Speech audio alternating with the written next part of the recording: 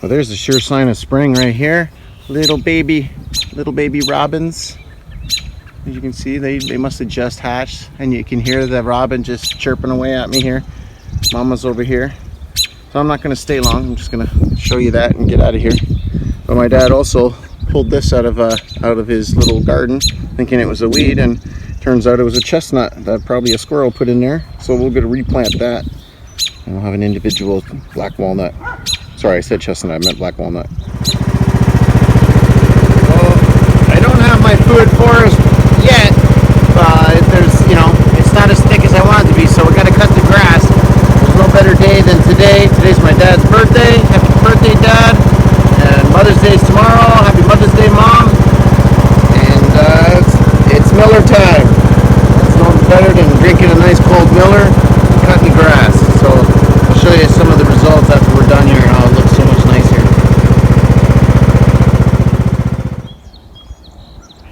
There we go, after a nice trim. My lawnmower's been hit a few stumps, so it's not perfect, but it gets rid of the bulk. But it looks so much nicer once you start seeing like how the gilds, you can see right here there's a horseshoe gild and then a center. It's kind of neat. I don't know, I like it when it's all nice and trimmed up. It looks nice. I'm not going to do any weed whacking or anything like that. It's just don't have the time and don't have the energy. But I'm going to get back onto the greenhouse, and hopefully we can get that fan in today. And right now I'm going to work on some glass. So let's get going. Okay, so I had emptied out my dad's greenhouse. Now that we've brought all the plants outside, we got our grapes here, and these are our chestnuts. And I'm going to go into why I've only got about 10 chestnuts out of the 98 that actually sprouted. And then we got our June berries, which are one time a year strawberries, which are actually producing strawberries already. We had a couple, they're delicious. Our lavender, which is doing really well. And then we have our ever-bearing strawberries over here, which are also doing very well. Obviously I have to do a little bit of weeding here to, they kind of overgrew it in the greenhouse. But let's go in the greenhouse and I'll show you what happened to the edible chestnuts and what not to do. So it's been roughly, I think, 2 months or so, and all of my chestnuts that I put in these little pots did not sprout. They had good germination, but I just couldn't get them to sprout. I think I'd overwatered them for one. So number one, do not overwater your chestnuts. Okay, I started building up mold and moss and just green algae and stuff like that. So what happened was the taproot hit the bottom and it just kind of died out. See, there's just no good to that chestnut.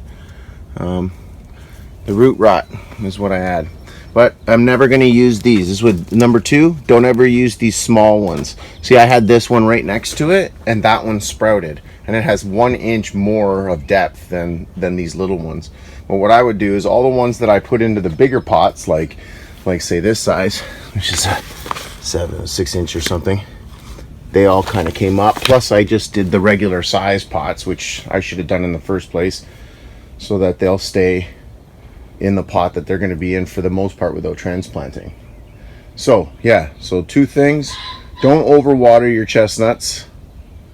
Definitely wasn't getting enough sun in here, so it was kind of chilly. It was at the wrong time of the year, but yeah, this is definitely what we're going to try and avoid, is not doing this again. So we'll try that again next year, but I wanted to give you an update on what I did. Oopsie, don't do that, and use bigger pots if you're going to grow any kind of nut. Anything's better than these. These are good for smaller plants with smaller roots, but not these particular. An update on my pawpaws here. It's been roughly a month. I still don't see anything coming up.